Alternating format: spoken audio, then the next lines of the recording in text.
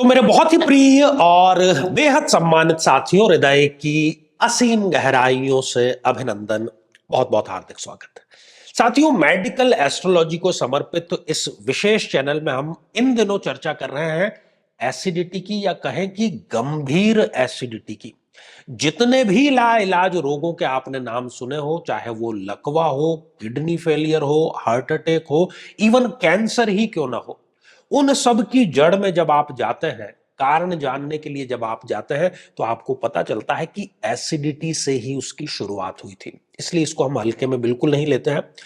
और ये एपिसोड देखने से पहले मैं आपसे यही निवेदन करूंगा, बल्कि इस चैनल का कोई भी एपिसोड आप देखते हैं तो सबसे पहले अपने समक्ष आप अपनी जन्म पत्रिका, या पीड़ित व्यक्ति की, स्त्री पुरुष कोई भी हो सकता है, उसकी जन्म पत्रिका अपने समक्ष खोल करके रखिए, ताकि जो बिंदु आपको बतलाए जा रहे हैं उन बिंदुओं को आप स्वयं मिलान करें, स्वयं यकीन करें और स्वयं ही ये निर्णय लें कि कारण क्या है।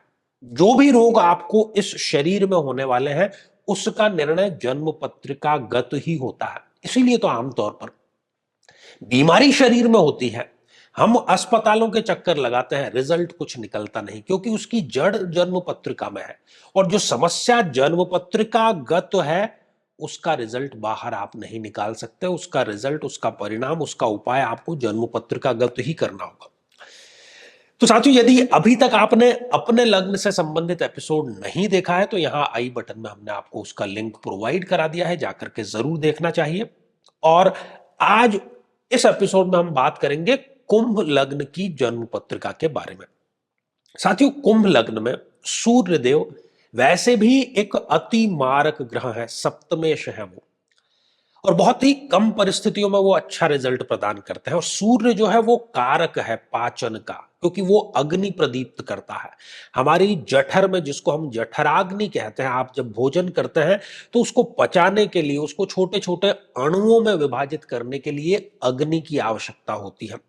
तो सूर्य की स्थिति बहुत कुछ मैटर करती है। अब आप देखिए कि यदि सूर्य देव इस जन्म पत्रिका के छठे भाव में विराजमान है, व्यक्ति को गंभीर एसिडिटी की समस्या देगा। लोग कहेंगे कि क्या दिन भर पेट पकड़ कर बैठे रहते हो, क्या बदहजमी की बातें करते हो, लेकिन जो समस्या है वो बहुत गंभीर स्थिति की यहां पर व्यक्ति को वो दे देता है। आमतौर पर इस व्यक्ति का इस स्थिति में विवाह जो है वो भी उचित समय पर नहीं हो पाता, डिले हो जाता है। विवाह सही समय पर हो भी जाए तो दाम्पत्य जीवन खराब होता है, अपने ही लोग उसके शत्रु बन जाते हैं, खासतौर पर सूर्य की दशांतर दशम। साथियों, यही मारक सूर्य देव यदि अष्टम भाव में विराजमान हो जाए, यहां पर भी वो व्यक्ति को गंभीर एसिडिटी की समस्या देंगे, साथ ही उसके ससुराल पक्ष से संबंध भी खराब करेंगे। पूरी की पूरी 7 वर्षों की सूर्य की महादशा उसके लिए मृत्यु तुल्य कष्टकारी है। ईश्वर से वो यही कहेगा कि इससे अच्छा तो मुझे ये जीवन ही नहीं मिला होता। साथियों, यही मारक सूर्य देव यदि शत्रु राशि में 12th हाउस में व्यय के भाव में विराजमान हो जाए, व्यक्ति का 50% से ज्यादा आय का हिस्सा हॉस्पिटल, डॉक्टर, दवाइयों, इनमें ही चला जाता है। वो कहता है कि भाई, क्या मैं इसीलिए कमाता हूं कि मैं कमा कमा कर केवल डॉक्टर्स को देता रहूं? ये प्रश्न आता है उसके मन में। साथियों, यदि सूर्यदेव नीच राशि के होकर के नवम भाव में विराजमान हो जाए, यहां पर भी वो व्यक्ति को गंभीर एसिडिटी की न केवल समस्या देते हैं, बल्कि वो उसके भाग्य पर एक प्रकार से ताला लगाने का कार्य कर देते, क्योंकि ये भाग्य स्थान पर है। जो भी कार्य व्यक्ति हाथ में लेता है उसमें उसको असफलता ही मिलती है। साथियों, इसके अतिरिक्त आप देखिए कि इस पूरी जन्म पत्रिका में सूर्य देव किसी भी भाव में यदि राहु के, केतु के या शनि के साथ में हो, तीनों पाप ग्रह है, प्रबलतम पाप ग्रह है, तब भी वो व्यक्ति की संगत खराब कर देता है। वो किसी न किसी प्रकार के नशे में पड़ जाता है, और पेट, आंतों, पाचन तंत्र, इससे संबंधित उसको भीषण समस्या का सामना करना पड़ता है। साथियों, आप जन्म पत्रिका में देखिए कि सूर्य की डिग्रियां कितनी हैं।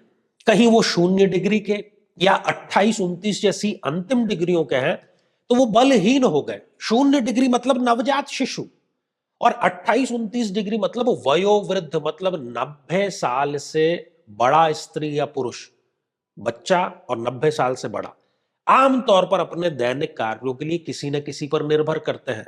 सूर्य जो कि ऊर्जा का कारक है, पाचन तंत्र का कारक है, वो अपना कार्य ही नहीं कर पाएगा, और कार्य नहीं कर पाएगा तो जो भोजन आप करते हैं वो ऊर्जा में परिवर्तित नहीं होगा, बल्कि वो सड़ने लगेगा और वो एसिडिटी को, हाइड्रोक्लोरिक एसिड को जन्म देगा। वो आगे चल करके गंभीर समस्याएं उससे ग्रसित होगी। साथियों, इसके अतिरिक्त एक और युक्ति है, उसके हमें नहीं यहां पर भूलना चाहिए, और वो है सूर्य और चंद्रमा दोनों मारक हैं।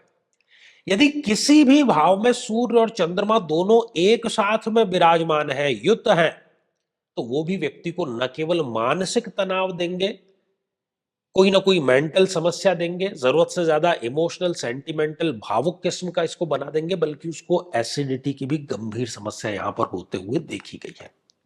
और ये सारी की सारी स्थितियां, मैं समझता हूं कि आपने कुंडली खोल करके यदि एपिसोड देखा है तो आप समझ गए होंगे कि ये समस्याएं आखिर क्यों आ रही है। अब ये तो समस्या हो गई, समाधान क्या है? साथियों, इसका एकमेव समाधान यही है, पूर्व में भी मैंने कहा कि कुंडलीगत समस्या है, दवाइयों से केवल फौरी राहत मिल सकती है। तो जिस ग्रह की वजह से यह समस्या आ रही है, उसके अभिमंत्रित जल का नियमित रूप से यदि सेवन किया जाए तो ही इसकी जड़ पर प्रहार होगा, यह समस्या जड़ से समाप्त होगी। साथियों, श्रृंखला ये हमारी आगे भी जारी रहेगी। मीन लग्न के बारे में हम चर्चा करेंगे, और यदि आप भी चाहते हैं कि आपकी कुंडली का सूक्ष्म विश्लेषण हो, समस्या का समाधान हो, वर्तमान या आगामी भविष्य में कौन सी बीमारी हो सकती है, तो मैं स्वयं आने वाले समय में इन शहरों में उपस्थित रहूंगा। आप समय लेकर के मिल सकते हैं, या फिर आप टेलीफोनिक या वीडियो कॉल के माध्यम से भी जुड़ सकते हैं। तो साथियों, आज के लिए केवल इतना ही, और इसी मंगल कामना के साथ में कि आप सभी स्वस्थ, समृद्ध और शांतिपूर्वक जीवन व्यतीत करें। नमस्कार।